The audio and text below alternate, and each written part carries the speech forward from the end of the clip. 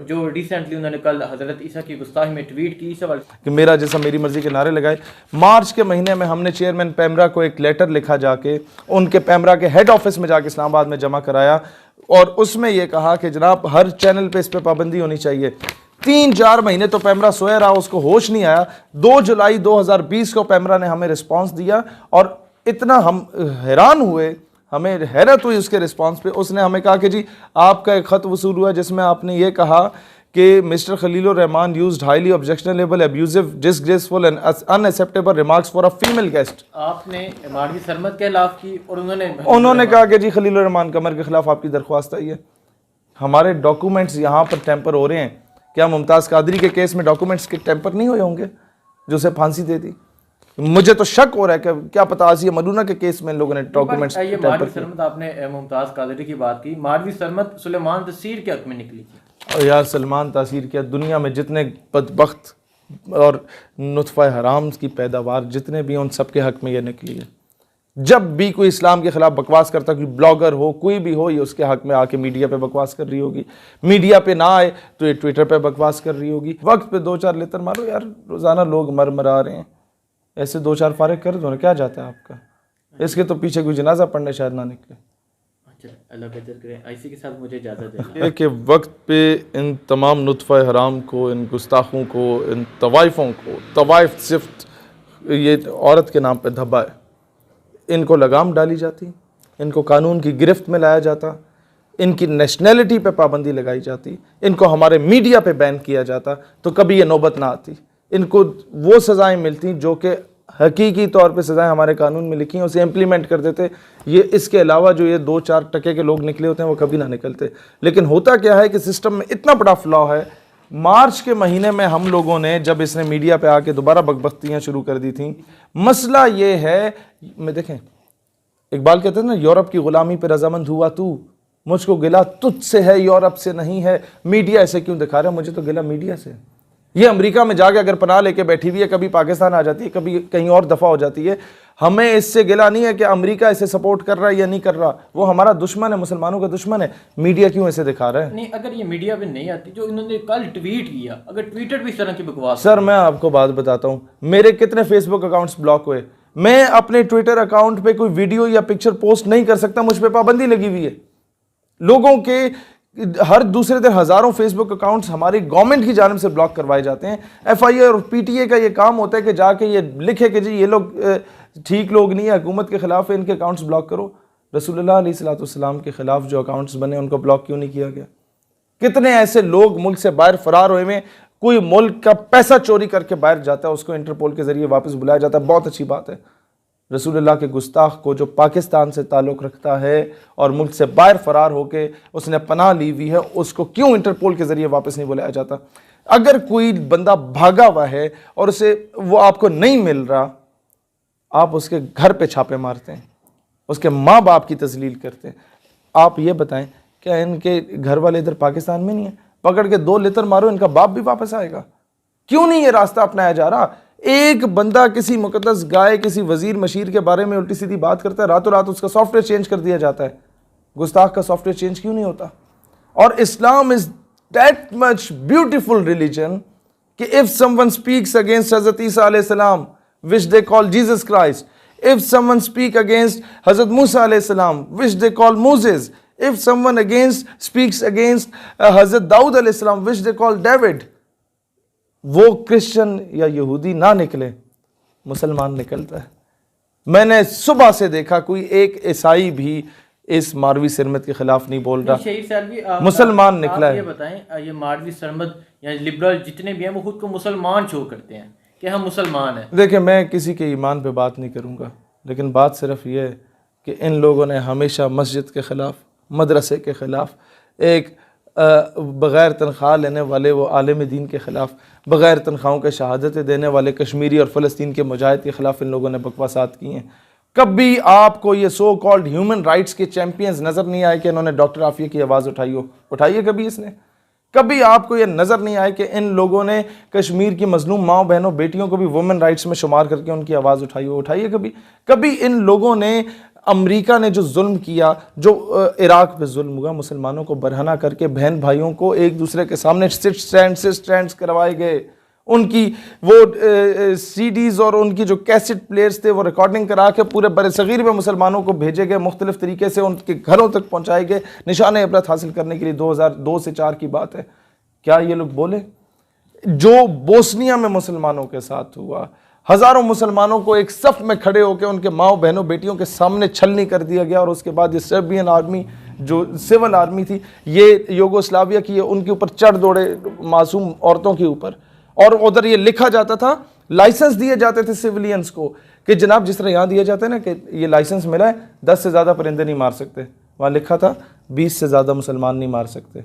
यानी कि ये मजाक बना दिया था मुसलमानों का कत्लेआम को। ये उन लोगों ने किया, और यूनाइटेड नेशन की आर्म्ड फोर्सेस की नाक के नीचे ये सब कुछ हुआ। मुसलमानों से असला ले लिया गया था। ये उस वक्त कहाँ मर गई थी? ये पुरानी बात नहीं, 1995 की बात कर रहा हूँ, आज से गालिबन 20-22 साल पुरानी बात है। उस वक्त ये लोग ह्यूमन राइट्स के चैंपियंस कहाँ थे? आज ये लोग आपको नजर नहीं आएंगे। इजराइल डेली बेसिस पे गजा स्ट्रिप से फ़लस्तीनियों को निकाल रहा है। आज 12वां दिन है, रोज़ाना रात को एयर स्ट्राइक्स होती हैं फ़लस्तीनियों के ऊपर। कोई एक दिन इसका बयान आपने देखा है ह्यूमन राइट्स के कि जी उसके खिलाफ, आया सूफिया के खिलाफ ये बकवास करने के लिए पहुंचे होंगे, तैयब अर्दगान के खिलाफ, तुर्की के खिलाफ बकवास करने लोग पहुंच चुके होंगे।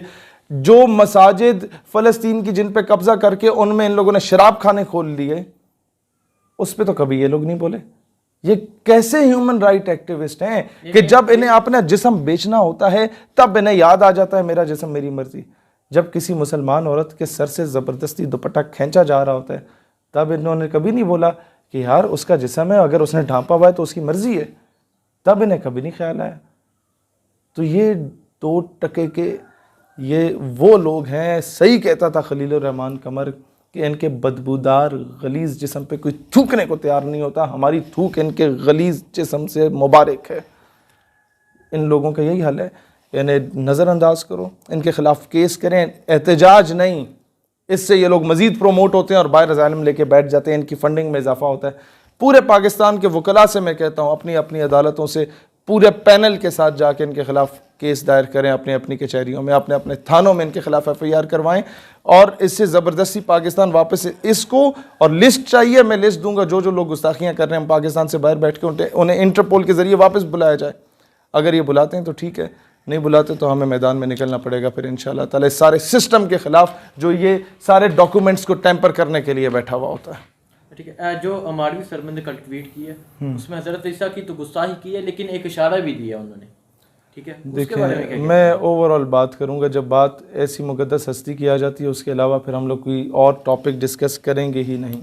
पाकिस्तान के इंटरनल मैटर्स हैं, उस पर जब भी किसी बंदे के साथ ज़्यादती होती है सबसे पहले हम लोग बोलते हैं। हम लोगों को बड़े बड़े इदारों और महकमों के लोगों से टकराना पड़ता है, हम टकरा लेते हैं, लेकिन जब मामला हमारे दीन पे आता है ना, फिर ये सारी चीज़ें पीछे रह जाती हैं। हम इसके अलावा कोई दूसरी चीज़ डिस्कस नहीं करते जब वो पहला इशू रिज़ॉल्व नहीं होता। इन लोगों ने इन चीज़ों को आड़ बना के, हमारी रोज़ाना के मसाइल को आड़ बना के, इन लोगों ने मज़हब को तनकीद का निशाना बनाया। मारवी सरमद का जो बलोचों ने कहा कि आप लोगों ने हमारे राइट्स में बोलने के लिए सो कॉल्ड, आप लोगों ने हज़रत ईसा अलैहिस्सलाम के बारे में इस तरह किया, आप लोगों ने बलोचों को इतना बड़ा थप्पड़ रसीद किया है। वो बलोच आज सर पीट रहे हैं कि यार ये बदबख्त औरत क्यों हमारे हक़ में बोली है। कोई बाहया इज़्ज़तदार गैरतमंद औरत कोई मर गई थी जो हमारे हक़ में बोलती, कि यही बदकार औरत मिली है बोलने के लिए। बलोच सबसे ज़्यादा आज मुझे उनके अंदर दुख और दर्द नज़र आ रहा है कि ये बदकार औरत कभी हज़ारा किलिंग्स के ख़िलाफ़ बोल रही थी, आज हज़ारे वाले हमें कॉल करके बोलते हैं कि यार ये बदबख्त हमें नहीं चाहिए हमारे हक़ में बोले। जितने कम्युनिटीज़ के हक़ में इसने बोला, ये ईसाइयों के हक़ में बोल के सिंपैथी करती थी, क्लेम करती थी कि हमें ये ईसाई हमारे फेवर में हो जाएंगे और ईसाई इसे लानत भेज रहे हैं। लेकिन इस्लाम है कि इन मुसलमानों ने केस किया, ईसाई निकले नहीं। इस्लाम है जो हमेशा निकलता है हज़रत ईसा, हज़रत मूसा, हज़रत दाऊद अलैहिस्सलाम के हक़ में। इन लोगों को मैंने नहीं देखा। इन जिनको ये नबी मानते हैं उनकी तौहीन हुई है, निकल मुसलमान रहे। तो आज तो कम से कम इन्हें ये एहसास हो जाना चाहिए कि मुसलमान कोई रिजिड बिलीव का जो ये कहते हैं वो नहीं है। मुसलमान बड़ा पुरअमन आदमी है, आप उसे मुझे गाली दो मैं बर्दाश्त करूँगा, मेरे टब्बर को गाली दो बर्दाश्त करूँगा, मेरे नबी अलैहिस्सलाम सवाल ही पैदा नहीं होता। ठीक नहीं, लेकिन अमारवी सरमद का जो कहना है कि मस्जिद में जिस तरह आए दिन हमें हाँ। एक वाक़या सुनने को मिलता है कि एक मौलवी ने एक बच्ची के साथ रेप कर दिया, एक मौलवी ने एक बच्चे के साथ रेप कर दिया, आए दिन हमें यह खबर मिलती है। देखें हसनैन भाई, जिस मौलवी ने किया ना उसे उठा के फांसी दो, फांसी दो, उसके खिलाफ कानून बनाओ कि मस्जिद में अगर कोई इस तरह करता है और मस्जिद की हुर्मत को पामाल करता है उसका ये सजा होनी चाहिए। कानून बनाओ, मैं सबसे पहले साथ दूंगा। लेकिन ये कानून कौन बनाएगा कि स्कूल कॉलेज यूनिवर्सिटी में जो एक प्रोफेसर पीएचडी स्कॉलर जो बच्ची बन रही होती है उसके साथ ज्यादती करता है और वो मजबूर आके खुदकुशी कर लेती है, उसके खिलाफ कानून कौन बनाएगा? जब ये कानून बन रहा था कि बच्चों के साथ ज्यादती करने वाले को सरेआम फांसी दी जाए, तो ऑपोजिशन नहीं, गवर्नमेंट के अंदर मौजूद वजीर एक थी उसने भी मुखालफत की, और ये जो 2 टके की बैठी हुई है ना, ये मारवी सरमद साहिबा, इन लोगों ने भी मुखालफत की, ऑपोजिशन ने भी मुखालफत की। काश इनमें से किसी बच्चे के साथ ऐसा हो जाता ना तो इस मुल्क के 22 करोड़ अवाम के बच्चे जो हैं वो महफूज रहते हैं। नहीं, लेकिन तब ये कानून बन जाता। में ही थे अली मोहम्मद खान जिन्होंने एक करारदाद पेश की, मैं तो उसको हिमायत की। जो कल हुआ कि हर फॉर्म पे, हर पेपर पे खातिम नबीन सल्लल्लाहु अलैहि वसल्लम लिखा जाएगा। और जिस दिन ये अली मोहम्मद खान ने करारदाद पेश की थी, जिस कुर्सी पे आप बैठे हुए, अल्लाह गवाह है, रात को 12:30 बजे मेरी उनसे इस बात पे डिस्कशन हो रही थी, और अगले दिन जो करारदाद पेश की थी वो प्रिंटेड नहीं थी, वो हैंड रिटन थी। यानी रात को हम लोगों ने सारा डिस्कस किया, सुबह ये अली मोहम्मद खान से भी आप पूछ लीजिएगा कि जो लोग अच्छा काम कर रहे हैं हम उन्हें सपोर्ट करते हैं। मुझे लाख इख्तलाफ है इमरान खान से, उसकी गवर्नमेंट से, लेकिन जो अच्छा काम कर रहा है हम हमेशा उसके जूतों में भी बैठना पड़ा हम बैठने को तैयार होंगे। लिहाजा अली मोहम्मद खान से मैंने ये भी कहा था कि आपने बहुत अच्छी करारदाद पेश की कि जो शख्स किसी बच्चे के साथ ज्यादती करता है सरेआम फांसी हो। साथ मैंने कहा था एक और करारदाद पेश करो कि जो रसूलुल्लाह अलैहिस्सलाम की शान में गुस्ताखी करते हैं उसे भी सरेआम चौक में टांगों ना फांसी दो। इस मुल्क से सब ये बदबख्तियाँ ख़त्म हो जाएंगी, लिबरलिज्म और ये इसके जितनी औलादें सब ख़त्म हो जाएंगी। आपको कैपिटल पनिशमेंट्स देनी पड़ेगी। लेकिन देखें जब ये निकलते हैं इनकी बहुत सपोर्ट होती है, ये कहाँ से इतनी सपोर्ट नहीं है सर। मैं आपको जब रिसेंटली इन्होंने मेरा जिस्म मेरी मर्जी का नारा लेके निकले थे तो ये कोई थोड़ी सी तादाद नहीं थी, ये बहुत तादाद थी। मैं आपको बताता हूँ, जब हम लोग निकलते हैं ना किसी अच्छी कॉज के लिए, हमारे ऑडिटोरियम्स कैंसिल हो जाते हैं। हमने जब कहा कि जी मुमताज़ कादरी को हम लोग तमगा जुरत और बहादुरी देंगे आवाम की जानिब से, इन लोगों ने ऑडिटोरियम ब्लॉक कर दिए, पहले ही रोक देते हैं। इन लोगों के लिए तो राह हमवार की जाती है, इनको तो सिक्योरिटी प्रोवाइड की जाती है, इनको तो पूरी मीडिया कवरेज दी जाती है, दुनिया का हर किस्म का मीडिया वहाँ पहुँचा होता है। क्यों निकलने देते हो? जो मुल्क आपके पाकिस्तान की इस्लामिक आइडियोलॉजी के खिलाफ बकवास करते हैं उनको प्रोटेक्शन क्यों दे रहे हो? उनको उठाओ, 2-2 लगाओ, सॉफ्टवेयर चेंज करो। लेकिन मसला ये है कि हमारे मुल्क की जो क्रीम है, जो एलीट है, आधे तो उनके बच्चे यहाँ निकले हुए होते हैं। मैंने तो वो तस्वीरें हमारे सामने आई कि सरकारी गाड़ियों में ये जा रहे थे। फिर किस किस के खिलाफ हम लोग लड़ें? क्या क्या चीज़ें हम लोग करें? कई जगहों पे फिर हमें खामोश रहना पड़ता है अपने मुल्क की खातिर। इसका हल क्या है, ये बता दें। बहुत सिंपल सी बात है, जो लोग डायरेक्टली इनडायरेक्टली आपके इदारों, महकमों, गवर्नमेंट में या अपोजिशन में बैठ के इन्हें सपोर्ट कर रहे हैं, नाअहल करार दें, नौकरियों से निकालें। एक बंदा जब गलत किताबें, गुस्ताखाना मवाद जिस पे लिखा हो, कायदे आज़म अल्लामा इकबाल के बारे में गलत चीज़ें जिस किताबों में लिखी हों, उन किताबों को ख़त्म कर देता है, उस राय मंजूर नासिर को तो आप निकाल लेते हैं, जो हक की आवाज़ बुलंद करता है उसे आप रोक देते हैं। आप मुल्क के खिलाफ साजिश करने वालों को क्यों नहीं रोकते? ये मुझे समझ से बालातर है कि जो बंदा हक की आवाज़ उठाए उसको रोक दिया जाता है, जो बंदा रसूलुल्लाह अलैहिस्सलाम की हुर्मत की खातिर मैदान में निकले नामूस रिसालत के दिफा के लिए, उसको गिरफ़्तार कर लेंगे। गुस्ताखा को 1.5 लाख लोग गिरफ़्तार करके इन लोगों ने बाहर भगवा दिया। अब उसने पूरी बुक लिख ली है, उसको मेडल्स दिए जा रहे हैं। किस बेस पे दिए जा रहे हैं कि उसने गुस्ताखी की है? और कौन सा इसने कारनामा सर अंजाम दिया जो बाहर जाके मेडल्स मिल रहे हैं? बाकी जो लोग 80-80 साल जेल में रह के निकले हैं, 40-40 साल रह के निकले हैं, उन्हें क्यों नहीं मेडल्स दिए जा रहे हैं? जो बेगुनाह पकड़े गए उनको क्यों नहीं मेडल्स दिए जा रहे? लेकिन जो पाकिस्तानी कौम है वो मारवी सरमद के इस ट्वीट पे बहुत उन्होंने गुस्से का इजहार किया। पाकिस्तान कौम ने हमेशा ही हक का साथ दिया। पाकिस्तानी कौम ने हक का साथ दिया है। मसला ये है कि हमारे 70 सालों से जो अंग्रेज़ों के कुत्ते नहलाने वाले हैं वो हम पे मुसल्लत हैं इस कौम पे। काश वो लोग भी हक का साथ दे देते तो आज इसे नौबत ही ना आती इस तरह की बात करने की।